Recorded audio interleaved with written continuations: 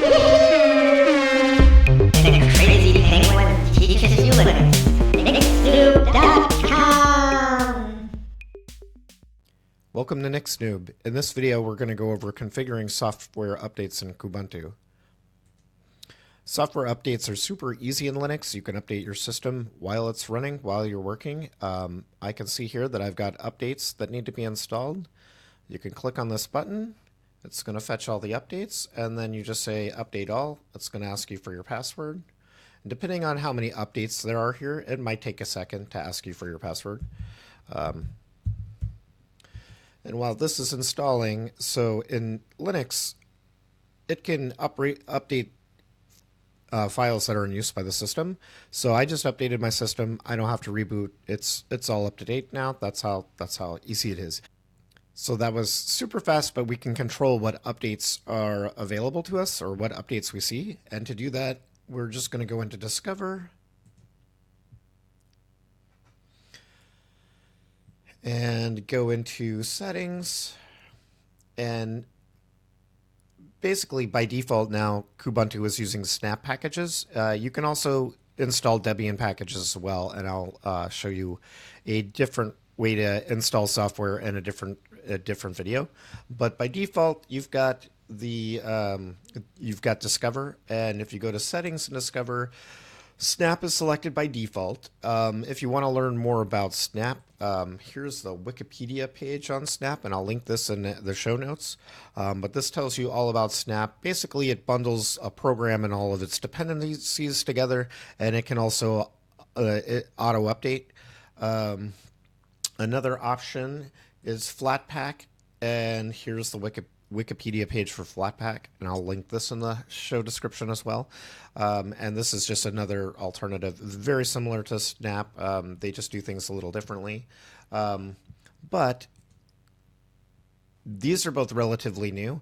You can still install Debian packages, and I'll show you a great program for doing that. You can also do that from the command line, and I'll show you how to do that as well. In the next video will be just on different ways to install software, because it's Linux, so you have a lot of options. But by default, it comes with Discover. So I've got Flatpaks turned off right now, and I'm going to leave that off. We've got firmware updates, and we can select where we want to get firmware updates from. By default, vendor directory is selected. LVFS testing is turned off by default, and LVFS Linux vendor firmware service is turned on by default. And then let's look. We've got submit usage information. And that just pops up a little thing. I need to click on the configure. So as far as like what telemetry data, Canonical is getting from you, by default, it's disabled. It's not sending any information. And there's another one here, which is the same. Configure feedback. And by default, it's not sending any information. So by default, it's not collecting any telemetry data. If we go to configure updates here, we can set how often we want this to check for updates, and whether we want it to automatically update software or manually update software. If it's set to manual, it's still going to let you know when there's updates available, and all you have to do is click on the updates and tell it to update. But automatically, it wouldn't. I don't know if it notifies you or not. I think it just automatically keeps everything up to date.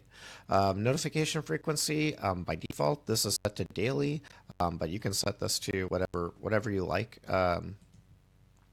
I mean, really, since you can install updates while you're working, I keep it on daily and just update whenever there are updates. But if you just want to do that once a week or whatever, or once a month, you can do that here. And then use offline updates, and a little info box here that tells us that offline updates maximize system stability by applying changes while restarting the system. Using this update mode is strongly recommended. Okay. I have never even used that. I've been using Linux for 20 years. I guess that makes it that would make sense if you were running a server that had a bunch of users on it. You wouldn't want to install updates while there's other users on the system. So offline updates would make sense in a multi-user system. It basically forces it to reboot and installs the updates, so there's no users using the system while it's updating. And okay, so that's not a lot of options. There's a package that I really recommend installing.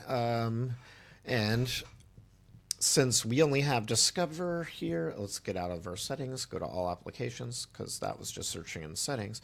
Type in software dash properties, and the full name of the package that we're getting is sofware-properties-qt if you're installing it from the command line. And next video, I will show you how to install software from the command line and show you a really great program for installing software. But so software and updates, click this. This is going to allow you to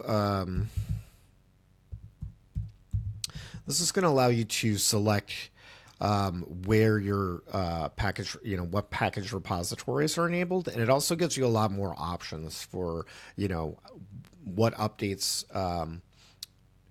When it notifies you of updates and what kind of updates it's looking for. So now that that's installed, we're going to go to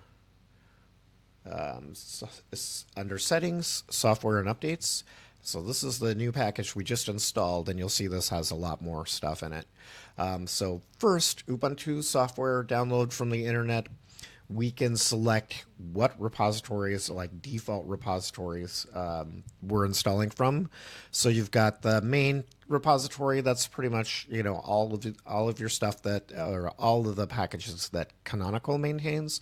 And then you've got community maintained free and open source software, and that's a lot of other stuff that's not maintained by Canonical. And this is turned on by default. Proprietary drivers and devices restricted. This is turned on by default. Software restricted by copyright and legal issues, multiverse, and that's also turned on by default. That's like a lot of codecs and stuff that might have copyright or legal issues that wouldn't be installed. Wouldn't be included in the distribution that you probably want to have. Source code, not really important unless you're a developer and want it to automatically download source code for whatever you download. If you want to install download source code, you can just get the dev package. So you can download source code whenever you want for whatever package you need. So I wouldn't recommend downloading all of the source code, but you can turn that on. And then we've got other software. We've got updates. Other software doesn't have a lot in it by default, but if you were to add repositories manually, then those would be listed here. Updates, snap packages are checked routinely, installed automatically for other packages, and we can subscribe to all updates, security and recommended updates, or security updates only. So, a lot more options here.